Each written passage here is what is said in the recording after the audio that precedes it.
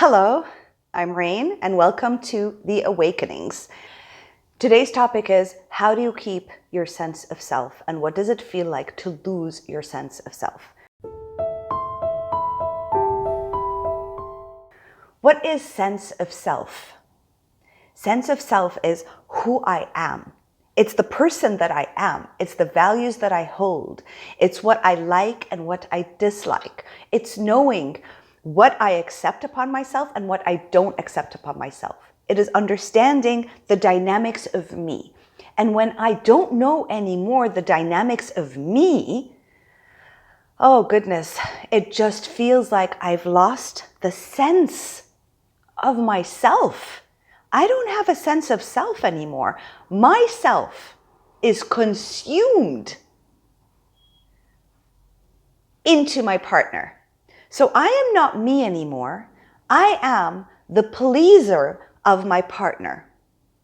My partner is not the pleaser of me. The partner is the pleaser of themselves.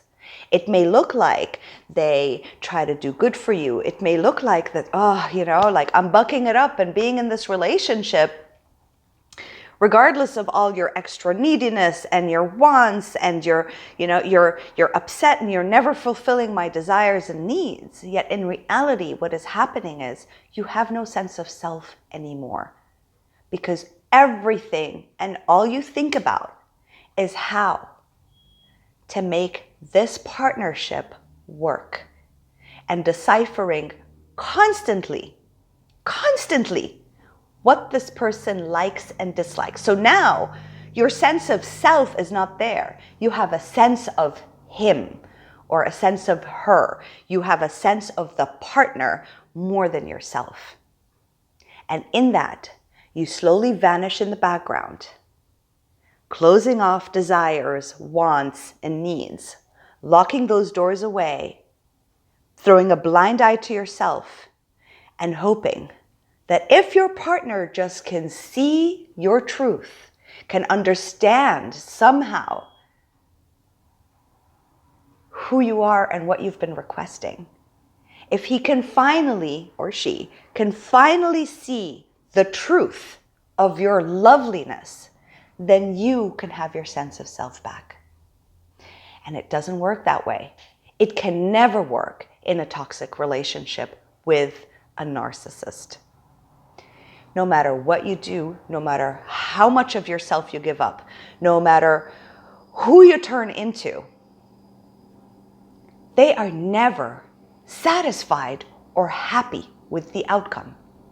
So let me give you an example. Let's say when you first got into the relationship, right? Things were great, of course, because that's how they get you in. And then as time passes, you, let's say, for example, request something like, honey, is it possible for you to pick me up on our way to the outing? Because I've got a million things to do. Normal request. Simple response would have, yes, I can do that. Of course I can. I'd love to. Or, you know what, baby, I simply can't make it that early. So what if we meet halfway? Or you know what's best? Just meet me there and then I'll meet you there, or something. But there's a back and forth negotiation happening. He's invested in trying to comfort you. You're invested in trying to comfort him. Now, in a space of there is no sense of self, right? What happens is, because they're very self-centered, what happens is the partner will be very aggravated by that request, because it's going to make them go out of their way for anyone but themselves. And so they'll start thinking, what is better for me? How can I make this work for me? So a few little scenarios can take place. Either you end up owing him the favor of going out of his way to pick you up, and there's sort of this strange vibe in the car when he comes to pick you up, that he's angry at you. He's not happy with this decision. He's doing it for you because this is what you requested.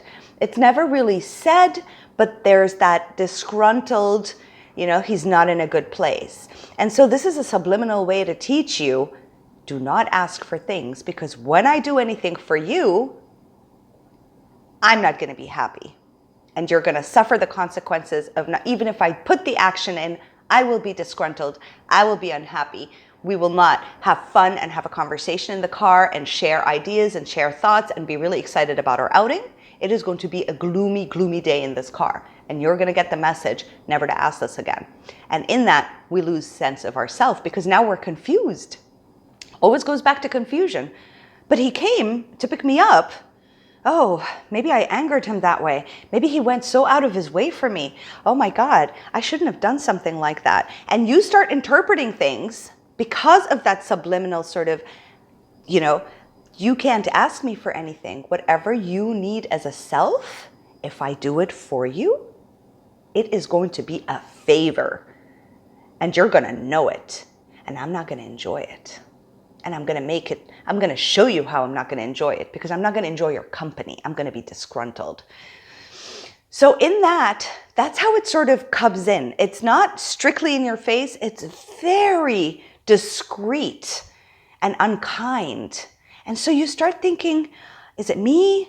Did I not ask for it properly? Maybe I should change my language and be like, please, baby, or maybe appreciate it after he picks me up. And let's say you do the whole appreciation, he's still disgruntled, or she. In general, the sense of self gets depleted in those tiny little ways when you ask for something that would make yourself feel happy and loved and seen. And it is rejected in many different forms. Another form is, I'm not coming to pick you up. Can't you drive? Why'd you put everything on my shoulders? Why am I always responsible for you? Why can't you get things done? And you're like, oh my God, it was just a simple question. And I just wanted a simple yes or no.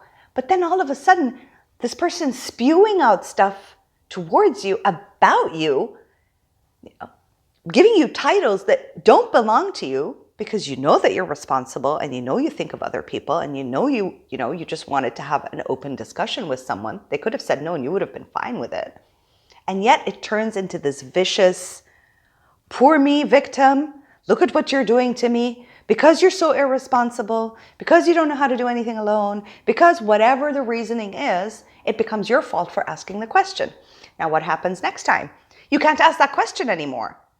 Because the wound of these words, it hurts your heart, right? And that's how it's done. It's done in ways where they cannot take responsibility or they cannot respond normally, and it's immediately turned against you, whether it is in a passive-aggressive way or it's verbally said out loud and never taking ownership. And then you're hurt and mad and angry, right?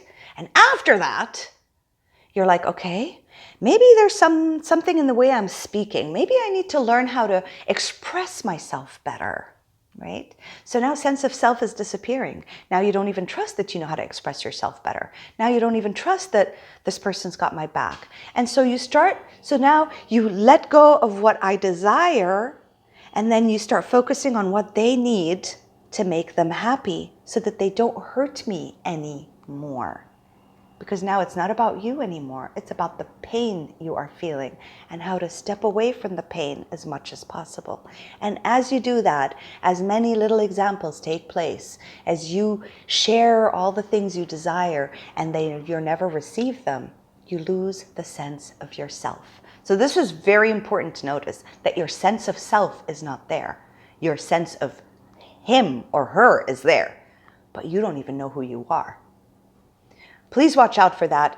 Leave me in the comments below examples of how you feel that your sense of self has disappeared. What does sense of self feel like for you? Is it there? Can you touch it and taste it? Or are you 90% focused on this person and what they need and they desire because their sense of self is more important to you than your own? Sharing these comments at the bottom, having a community to share with and not feel alone is so important. It is horrible to feel so alone in this dynamics and sit with your mind that is not yours anymore, wondering what the hell has happened to my life, and it must be me. Get the support you need. Leave your comments below, share with people, allow others to find hope and meaning through these videos and through the comments at the bottom. Thank you so much, and I'll see you on the next awakening. Take care. Bye.